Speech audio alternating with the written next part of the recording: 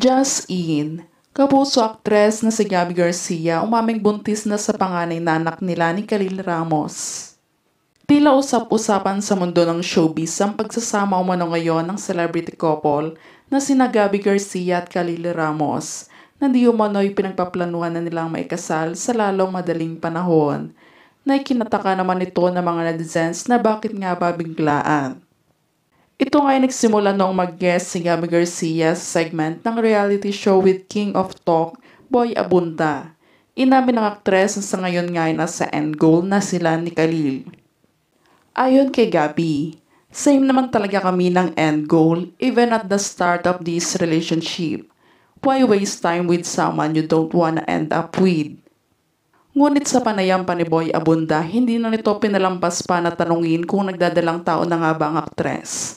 Dahil napansin niya at ng mga netizens na tila nagbabago ang itsura nito at nagkakalaman-laman na. From the get-go, I feel like we were aligned that we want to keep this relationship special for the future. Dagdag pa ni Gabby, I'm not afraid to talk about it kasi that's part of life and it's such a beautiful thing and blessing. Si Gabby Garcia nga ay 25 years old na habang si Khalil Ramos naman ay 28 years old na. At 3 years nga ang gap nito sa aktres. At sa ngayon nga ay 7 years na silang magkasintahan ito. Samantala sa kabila naman ito ay maraming ang netizens at celebrity friends na mga ito ang nagulat at may ilan din na natuwa at bumati sa dalawa. Dahil finally nga daw ay natagpuan na ng mga ito ang tunay na pag-ibig at isang magandang blessing nga ang dumating kina Gabby at Khalil na talaga namang hindi nila in-expect na dadating agad.